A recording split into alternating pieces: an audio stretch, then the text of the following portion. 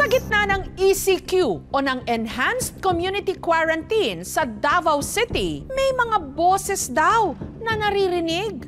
Mga panaghoy. Ang biyahe ng mga pampublikong sasakyan kagaya ng mga bus, tigil pasada sa pagpapatupad ng ECQ. Isa sa mga humintong operasyon nitong Marso, ang pinakamalaking bus terminal sa Davao City.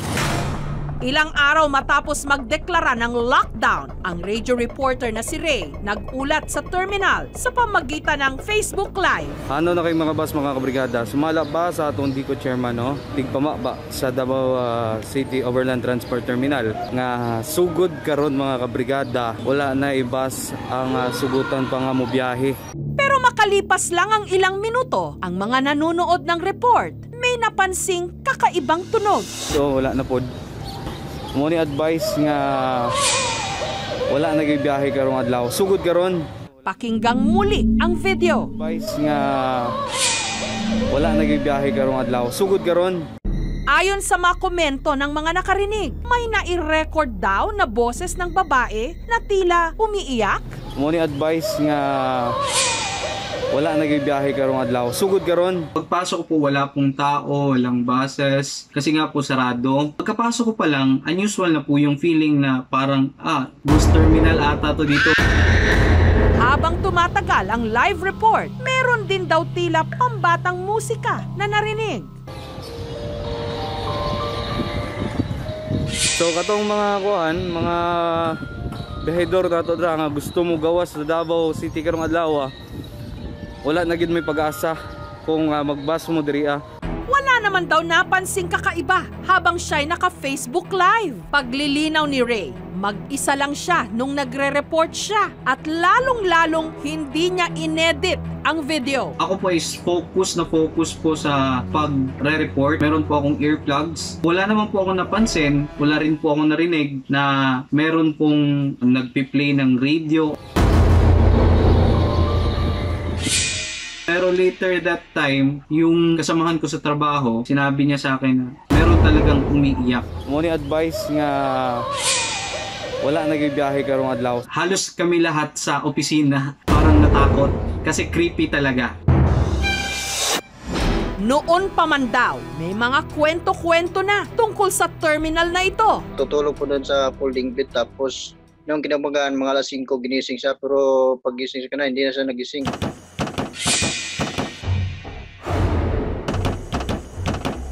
Posibleng may espiritu doon, kaya yung dahilan nga binangungot yung kasamaan ko doon. Wala talaga akong napansin na babae o lalaki na humawak sa steering wheel. Bigla na lang siyang nag-release. Nung una, akala ko natural, pero pagkatingin ko sa harapan nung walang tao, syempre gulat na gulat ako, tumindig balahibo ko nun eh. Ayon nga sa Davao paranormal researcher na si Dean, dahil malapit ang terminal sa Davao River, portal o lagusan di mano ito ng mga espiritu. Dati, malapit yan sa Davao River. Ngayon, tumaas na kaya marami ng tao. Sinabi din ng mga locals dyan na may dating detachment sa hapon dyan. At kung pagbabasihan naman ang kasaysayan, ang terminal meron daw madugong nakaraan. Dahil noong February 14, 2005, binomba ito. Sa insidenteng yon, 5 ang sugatan, 1 ang namatay. Ayon sa investigasyon, pag-atake ito ng mga terorista. Yan kasing mga spirits is ito nilang makihalubilo sa mga living. Kasi hindi nila alam na patay na yan sila. Sa isang Facebook Live report sa isang bus terminal, mo ni advice nga wala nagbibiyahe karong adlaw. Narinig daw ang tila tumataghoy na babae.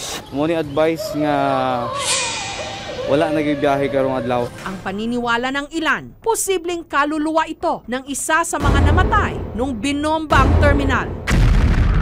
Mo ni advice nga wala nagbibiyahe karong adlaw. Base dun sa pakiramdam ko, parang etong lugar na to may nangyari na tragic incident.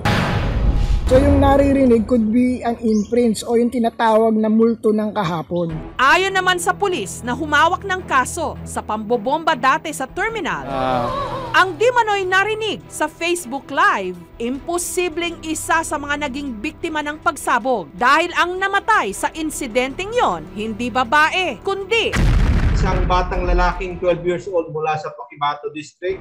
Ngunit ayon sa sound engineer na si Mark Yulo, ang video na ipinalabas, posibleng may nakamix na sounds. Ang pinagtatakhan lang natin, pag nagre-recording may tinatawag na track by track. So pwede mong gawin yon na magdagdag ka ng effects, mahinang effects, kunwari malayong-malayo kasi mahina. Doon kami nagtaka kasi dapat halos iisa lang yung tinatawag na space nila eh. Pero magkaiba totally. Muna advice nga Maaari rin daw na background noise lang ito. If it is a paranormal activity at capture yung mga unwanted o mga scary, nakakatakot na mga tunog, yung audio level actually medyo mas mataas at the same time, continuous po yung tunog na nakuha. The problem there is, hindi talaga siya ganun katagal at wala siyang reference na dapat consistent eh. Muna advice nga Bagamat naka-Facebook Live, posible rin daw na recorded ito. Hindi ito isang paranormal activity na pwede itong dagdagan at iproseso during the live stream. Muna advice nga wala nagbibiyahe karong adlaw. Hindi po edited yon kasi naka-live talaga yon sa Brigada page. Yung mga time na yon agad-agad talaga ni live. So kung edited, malabo.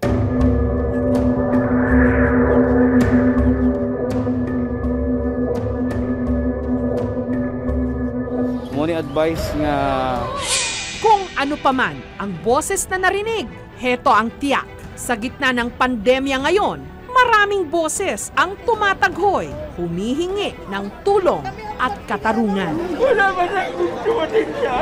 Thank you for watching mga kapuso. Kung nagustuhan niyo po ang videong ito, subscribe na sa GMA Public Affairs YouTube channel and don't forget to hit the bell button for our latest updates.